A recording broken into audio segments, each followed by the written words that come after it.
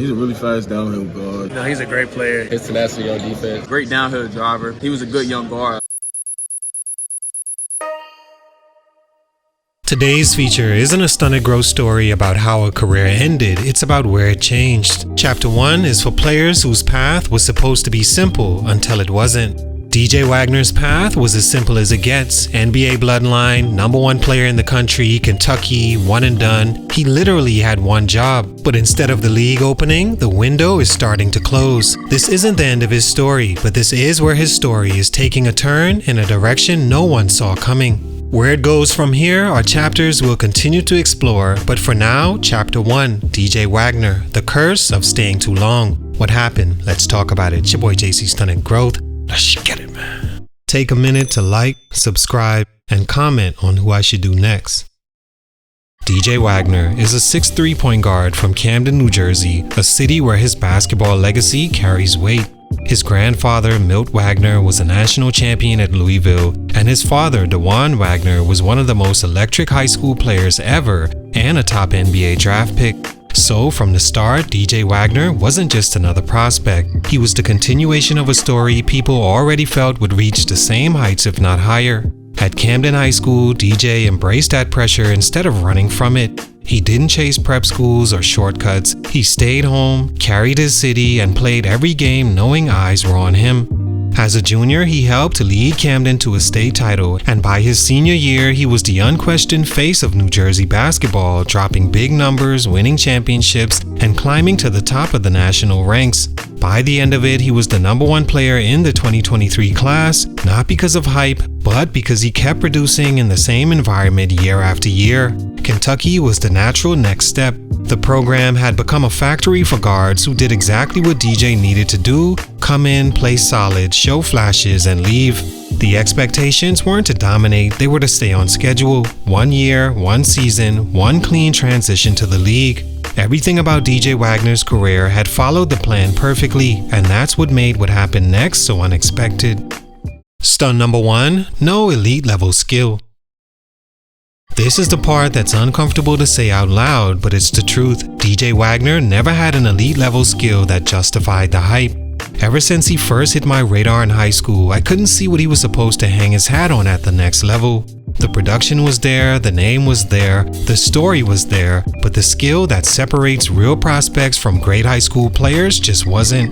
A lot of DJ's dominance came from forcing his way to the rim against competition that simply couldn't match his strength or confidence at the time. In high school that works, in college it disappears fast. The athletes are bigger, quicker, stronger, and smarter, and when that advantage went away, nothing replaced it. Unpopular opinion, he was never a point guard, and I'll stand on that. Just like his dad wasn't a point guard, DJ was a scoring guard without the instincts or control to run a team. But here's the problem, he wasn't an elite scorer either. No bursts, no explosion, no shot creation that scared defenders, no reliable pull-up, and no downhill speed that threatened the defense. He didn't have the mentality of a scorer who needs to score, and that matters more than people think. When you strip away the name and the storyline, you're left searching for something special, and that's the issue. He wasn't an elite athlete, he wasn't an elite shooter, he wasn't a high-level playmaker, he wasn't physically overwhelming, he wasn't tall enough to compensate, and he wasn't fast enough to separate. There was no one tool that translated upward. Compared to a guy like Scoot Henderson, for example, Scoot had elite power, elite burst, and elite aggression. Even if everything else failed, that foundation still mattered. DJ never had that foundation, polish, poise, and pedigree, but not a weapon. And in the modern NBA pipeline, that's fatal, because when the game speeds up and the defenders get real, you either have something elite to fall back on, or you get exposed. DJ Wagner didn't lose the one-and-done path because of bad luck. He lost it because, first of all, there was nothing elite to carry him through it. Stunt number 2, not a reliable enough shooter. If there was one skill DJ Wagner needed to develop to save the one-and-done path, it was his jump shot, and the numbers so far tell the story more clearly than any opinion ever could. As a freshman at Kentucky, DJ shot 29% from 3.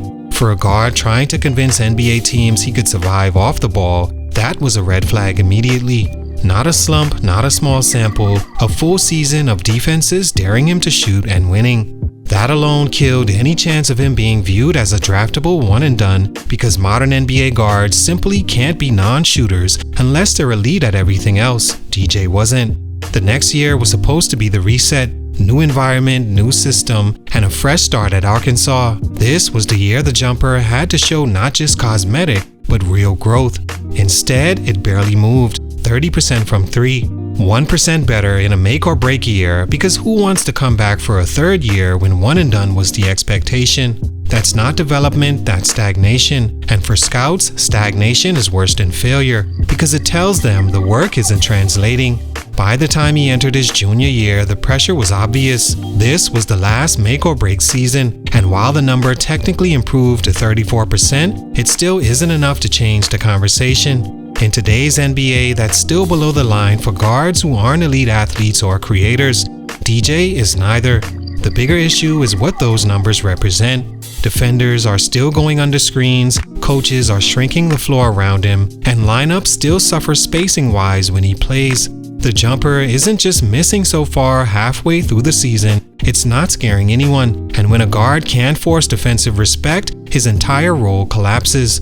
This is why the jumper matters so much in DJ's and any modern guard's story. It wasn't just a weakness, it was the skill that was supposed to unlock everything else. Without it, he can't play point guard. Without it, he can't play off the ball. Without it, he can't justify minutes, and certainly not an NBA draft pick. Stunt number 3, falling behind in real time. As DJ Wagner moves through his third season, the most concerning part isn't just that he hasn't taken a leap, it's that he's moving backward in a lot of ways that matter, and this time the numbers back it up. His scoring is down, his minutes are down, his rebounds are down, and his assists are down. Across the board, his impact is smaller now than it was as a freshman, which is the opposite of what a multi-year college guard is supposed to look like, especially one with the hype he came in with. That matters because year 3 is usually where the separation happens. This is when older guards either look ready or get exposed. DJ doesn't look ready. He looks stuck, and in some areas he looks worse. What makes it impossible to ignore is who's standing next to him. Darius Akuf is in the same system with the same coach running the same offense, and as a freshman he's doing exactly what DJ was supposed to do 3 years ago. Akuf is averaging 19.6 points and 6.2 assists, shooting 41% from 3 and controlling games with confidence. The contrast is brutal. It's happening in real time, on the same floor, under the same conditions. That comparison is killing DJ's stock because it removes all excuses. Same challenges, same opportunities, different results. This is where the story shifts from development to survival. DJ was supposed to be in the league by now, not fighting for relevance in his third year of college. Instead of looking like a rising prospect, he's starting to look like a full 4-year player, the type of guard who has to absolutely explode late just to re-enter the conversation. And that's the hardest part to recover from. Not bad play, not one bad year, but being passed clearly and publicly by the next wave. DJ Wagner still has time, but now time isn't helping him, it's working against him, and that's how growth gets stunted in real time.